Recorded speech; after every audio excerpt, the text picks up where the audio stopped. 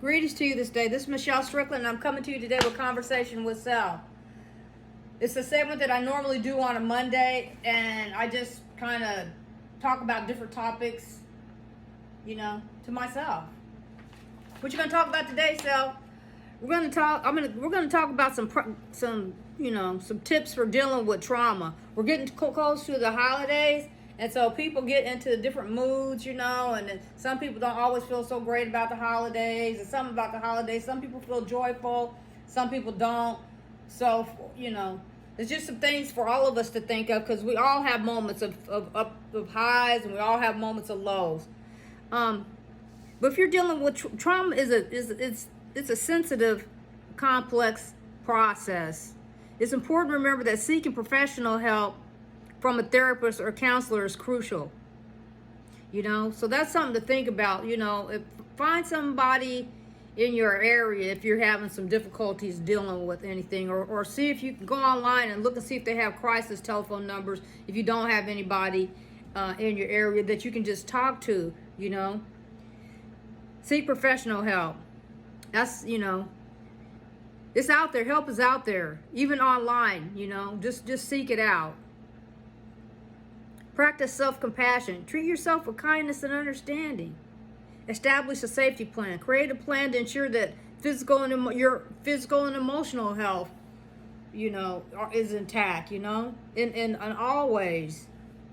We can't always avoid everything, but we could try to, to be careful and cautious and think about some things just for in case. We don't have to overthink it, but just have just kind of think things through.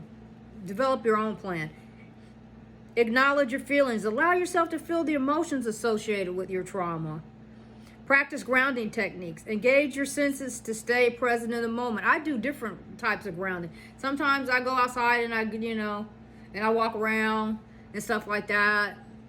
I walk around barefoot and stuff like that, but I'm not telling you to do that. But then sometimes I might, if I'm doing something and I find that whatever I'm doing, if my mind is going in an area that's not pleasant, a dark place, then I try to switch gears and do something else for a little bit, or find something that's going to make me laugh or something like that for a little bit to get myself out of that bad mood. Practice deep breathing. That's very important. Establish a routine. Have a routine every day. That's very important. And that's one thing that I'm glad that I grew up with, routines. And I taught that to my sons, and I still talk about routines. And I have a routine every day. Just about. Now, there's some days when I'm tired, I don't want to relax, but mostly every day you should have a routine of something, just to keep yourself engaged with life, Get up and clean and shower up if you're in a position to do that.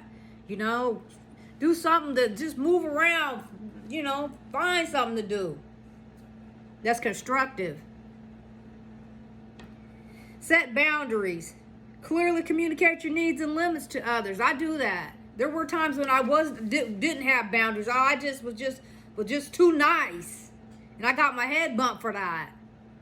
Engage in relaxation techniques, whatever that is for you, whether it's meditation, yoga, progressive muscle relaxation can also be helpful. I meditate a lot.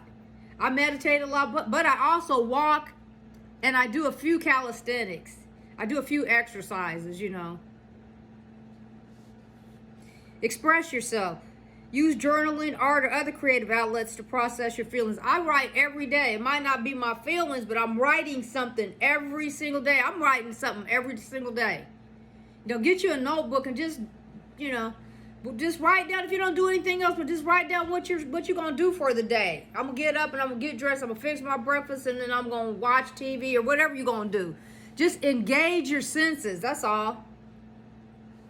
Connect with supportive people. That's very important. Find people that you can connect with occasionally. No man is an island. I like my privacy, and I like to be alone, but sometimes I like to be around people too. So make plans for situations where you can engage with other people and be around them. Especially during this time of year. They have too many things going on that you can become a part of that don't cost. You can go to your local religious organizations. A lot of them have Christmas programs and Thanksgiving programs and things of that sort, Nourish your body. Eat balanced meals. Stay hydrated and prioritize physical well-being. That's very important. That's very important. I drink a lot of water and a lot of tea. You know, nourish your body. Nourish it. You know, people undervalue that, and it's very important. Engage in physical activity. Exercise can help regulate emotions and reduce stress. I walk for miles at a time sometimes, and one way and then back. If I walk one way, that means I'm gonna have to walk it back. But you know, just start off small. Just get out there and do something. You know, practice mindfulness. Cultivate awareness of the present moment without judgment. Educate yourselves about trauma. Understand the effects of trauma can help normalize your experiences. A lot of us have had trauma. Let me say this about trauma. People shouldn't use trauma as an excuse to hurt people. That's not an excuse because you were traumatized. A lot of people were traumatized. We don't go out trying to be criminals either, okay? Because we're traumatized and destroying other people because we were hurt. So don't use that for an excuse. Just try to heal. Avoid self-medication. Substance use can provide temporary relief, but can exacerbate long-term issues. So be careful with all of that. Engage in relaxing activities. You know, take baths, listen to calming music, or engage in other soothing activities. I do those things. I take showers, a lot of showers.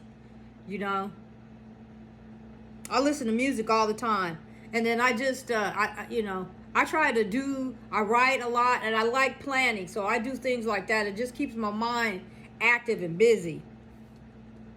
Practice gratitude. Focus on positive aspects of your life, no matter how small, you know. People, we need to do more of that. We forget how blessed we are. There's people that don't have near as much as we have. There's always somebody that has less than you.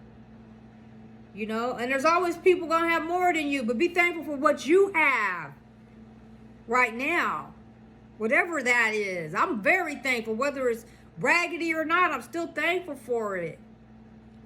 Practice gratitude.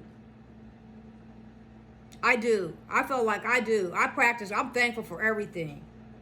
Utilize coping strategies. Develop healthy ways to manage stress, such as progressive muscle relaxation or guided imagery. Just kind of look up those things, okay? Practice patience. Healing takes time, and progress can be slow sometimes, you know. It's not easy when you've been traumatized, when you've gone through something to come out of it, but it doesn't help you to stay stuck, though. Let me just tell you that, okay? I understand this hard and everything, but staying stuck there is not the thing to do. Move past it. You know, just figure out what you can do to become better and take those steps and move forward out of it. You don't want to stay stuck in it. You know, don't let it cripple you, you know, from progress. Challenge your negative thoughts. Replace self-critical or negative thoughts with more balanced perspectives. That's why you need to have something to do. If you're constantly cycling through these negative things in your mind, that's not good. You need to break that chain of thought and do something else. Do something that's going to lighten up your thoughts and your emotions, whether it's watching something funny or whatever the situation is. Whatever it is for you, you know. Watch a funny movie or something like that. Do something that you think is fun. Try to do that.